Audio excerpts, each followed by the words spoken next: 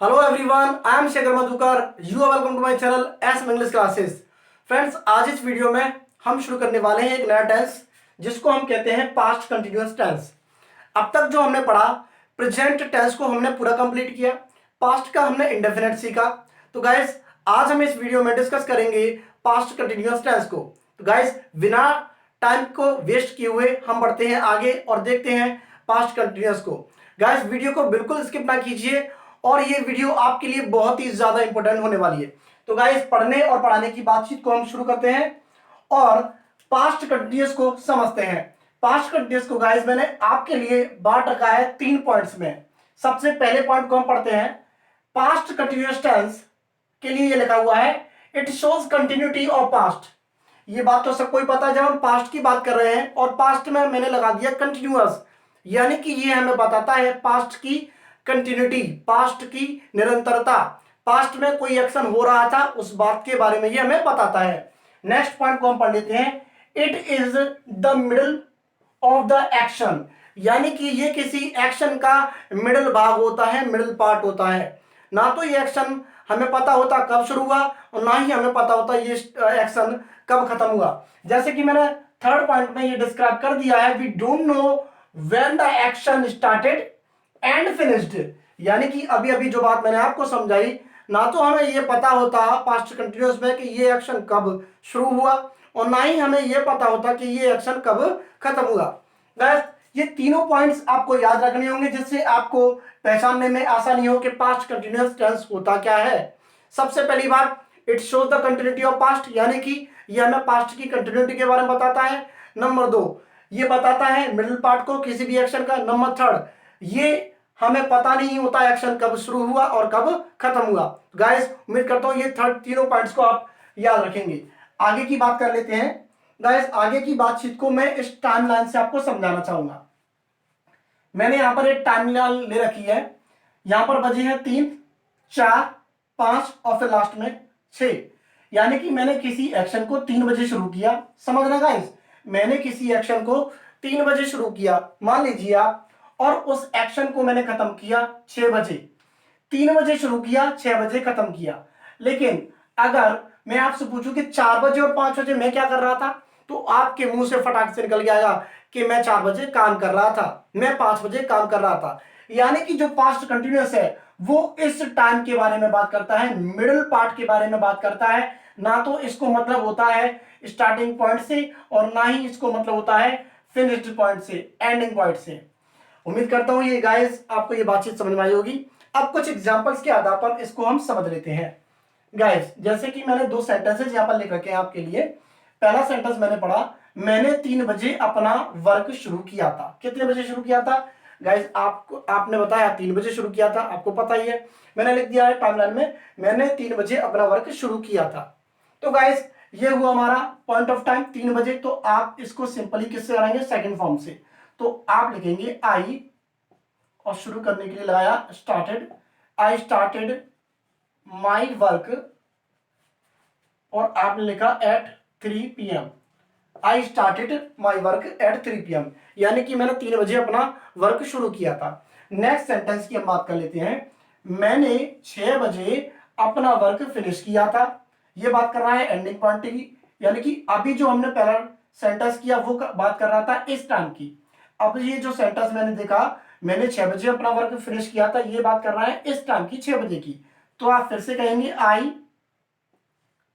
Finished my work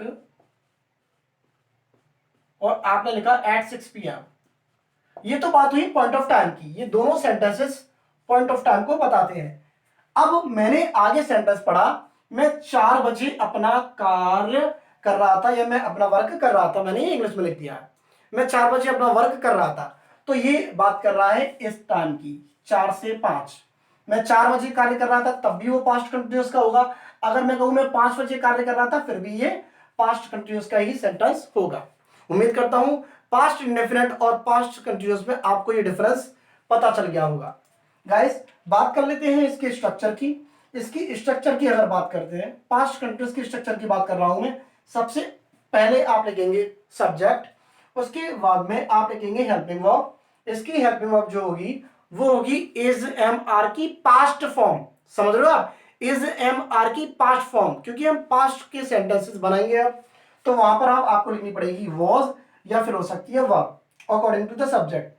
फिर आप क्या करेंगे, आपको बताना है कंटिन्यूटी, कंटिन्यूअस सेंटेंस आपको बनाना है तो वर्ब में आप आईएनजी लगाएंगे और फिर उसके बाद में आप लिखेंगे ऑब्जेक्ट को। इस तरीके से इन सेंटेंसेस को बनाया जाता है। गाइस एक बात मैं और करना चाहूंगा आपके साथ में, जैसे कि अभी मैंने बात की वॉज और वर्ब की, इसको जरा समझ लेते हैं किस तरीके से आया। आपको पता है हमारी इंग्लिश में एक वर्ब होती है बी, बी की कुछ फॉर्म्स होती हैं। बी की अगर हम प्रेजेंट फॉर्म्स की बात करें तो वो होती है इज एम आर, जो प्रेजेंट कंटिन्यूअस को बताती है। लेकिन जैसे ही हम बात कर रहे हैं पास्ट की, तो इसकी सेकंड फॉर्म यानी कि बी की सेकंड फॉर्म आती है वॉज और वर, और बीन तो आपको पता ही है थर्ड फॉर्म, ये भी हम डिस्कस कर चुके हैं। अब आपको पास्ट सेंटेंस बनाने हैं, इसलिए आप सिर्फ यूज करेंगे वॉज और वर का।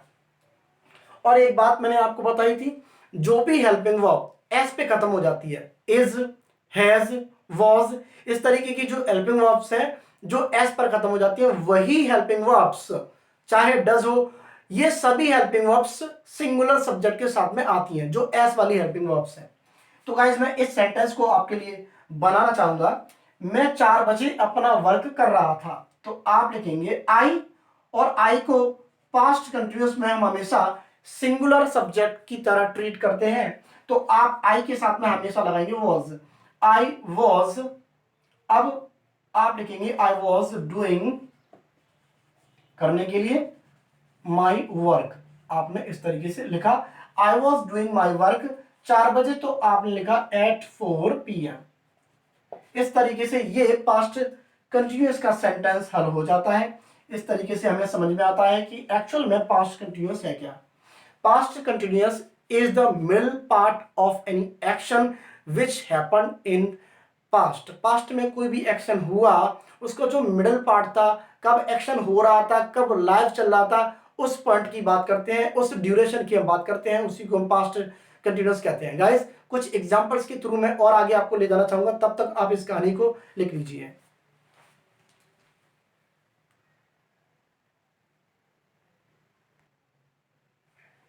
गाइस कुछ सेंटेंसेस मैंने आपके लिए लिखे हैं और मैं उन सेंटेंसेस को आपके साथ एक एक करके सॉल्व करना चाहूंगा। आइए गाइस समझ लेते हैं। हमने पहले सेंटेंस को पढ़ा, लिखा हुआ है हम कल क्रिकेट खेल रहे थे। जैसे ही मैंने इस कल को देखा तो मुझे ये बात समझ में आई कि ये बात कर रहा है पास्ट की। हम कल क्रिकेट खेल रहे थे, और इस खेल रहे थे से मुझे पता चला कि ये एक्शन एक लाइव एक्शन की बात कर रहा है, एक कंटिन्यूअस एक्शन की बात कर रहा है।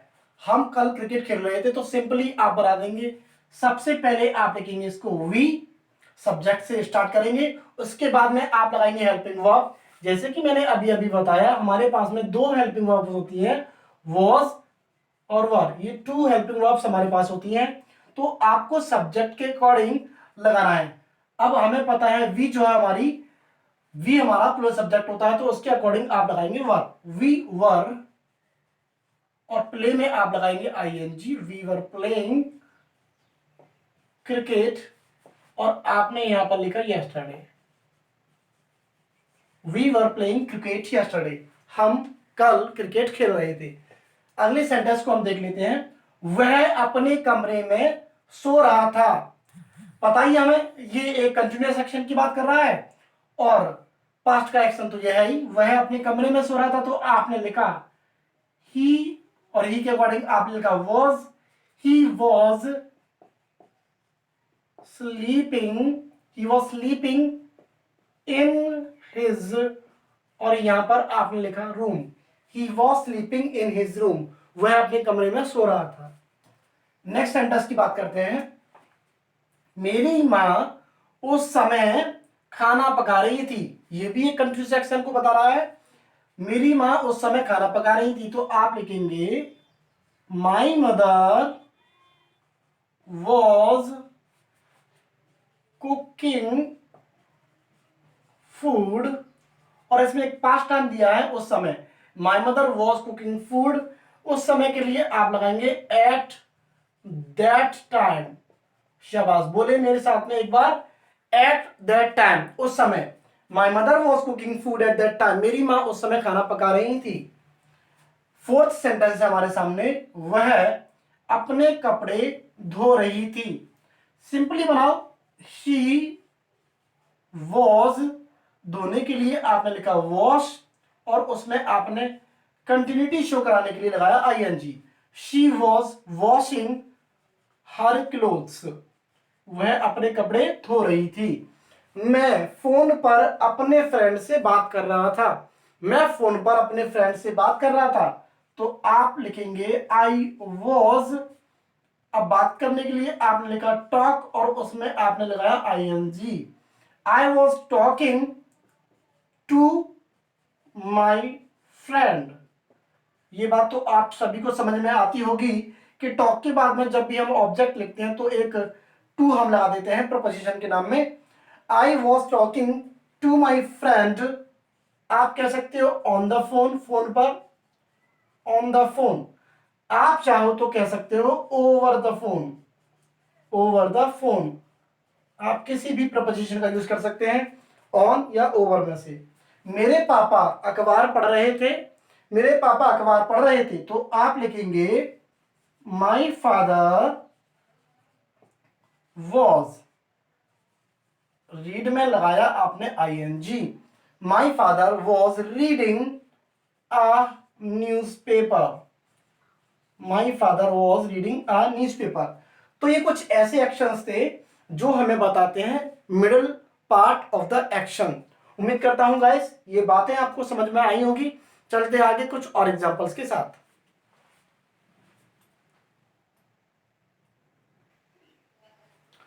गाइस आगे चलते हैं और समझते हैं एक पॉइंट को। आपके लिए मैंने कुछ एक बात लिखी है जो आपको समझनी है। सबसे पहले इसको समझाने से पहले मैं आपको कुछ बता दूं, पास्ट कंटिन्यूअस टेंस को हम पास्ट इंडेफिनिट टेंस के साथ में भी यूज कर लेते हैं। आइए किस तरीके से यूज करते हैं इस बातचीत को हम इस जरिए समझ लेते हैं। एक नोट आपके लिए मैंने दिया है यहाँ पर, इसको लिख लीजिएगा प्लीज।